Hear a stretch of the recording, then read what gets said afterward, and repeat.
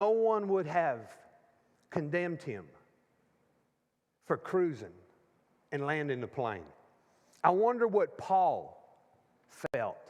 Because I don't know about Paul and I don't know about you, but there's nothing inside of me that wants to think, that wants to believe that the best days of this church are behind us.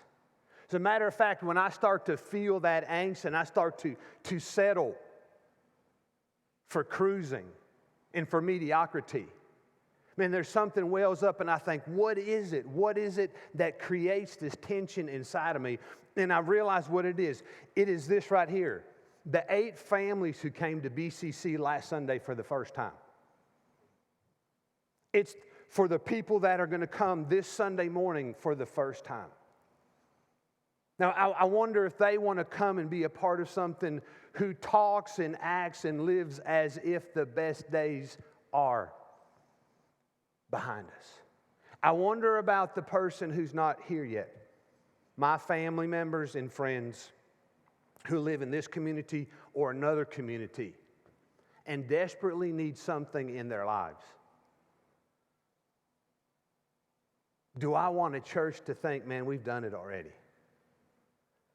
We've grown. We've got a building. We got people. We've had grand opening. We've checked it off. Our best days are behind us. Paul lived in such a way, you can read, that his best days were always in front of him. The Apostle Paul lived until he was murdered as if his best days were in front of him. And he wrote about this. So I wondered, how can you live? What is it? Because there's a lot of stuff about relationships in life that are kind of like new cell phones and new houses and new jobs and new stuff. So in relationships, at some point, the newness wears off. And you can't just turn it in and get another one. And so I thought, okay, what does Paul know? How can Paul live in such a way that his best days were always in front of him? And what such a way? And the cool thing about this principle that we're going to look at this morning, it's true for our church. It's true for your life. It's true for your family. And it's true if you want to teach it to your children or grandchildren. See, it's one of those principles that God's going to teach, or that God teaches, and it applies in a whole lot of places. It's universal, and it's amazing, and it's powerful. And Paul kind of tucks it in one of the most doctrinal books in the whole New Testament, Romans. This resurrection life, this new life, if you don't have new life, then you're never going to be able to look to the future. Resurrection life is something that is dead when you raise something. I've got friends who rebuild cars, and I got a friend who had a broken down truck that was in the field for months and months and months and months, and just the other day he got the thing running. It's resurrected. It was dead and broken and down, and some of us, it's harder to see it in people, but sometimes we can see it in things.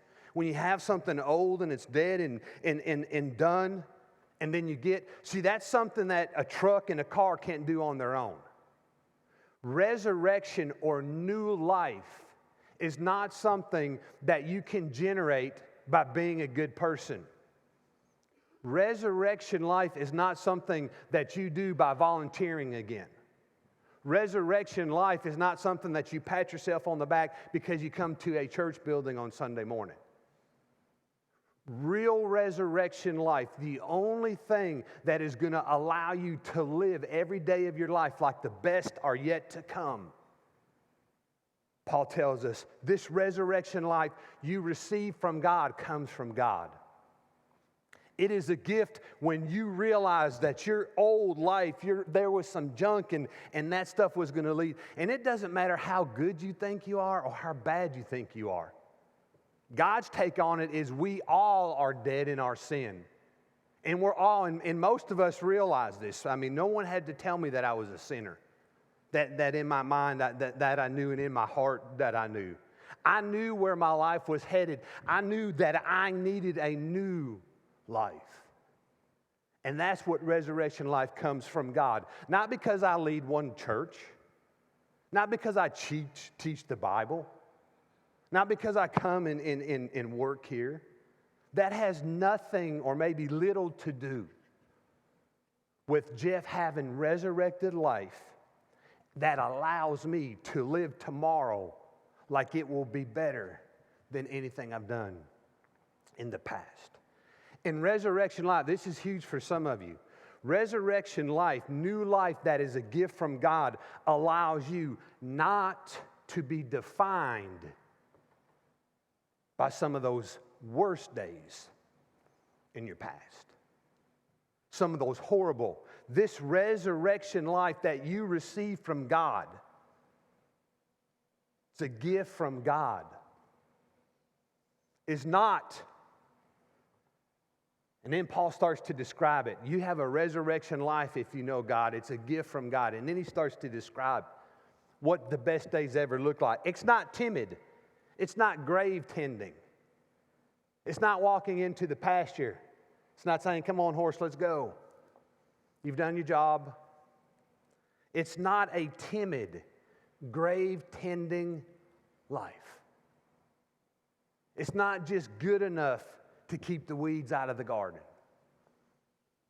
Man, because sometimes, let me be honest with you, sometimes I think it's good enough just to keep the weeds out. Yeah, I look at my garden and it looks good. I got some vegetables and some flowers, and man, I even keep the weeds out. And Paul says that's not good enough.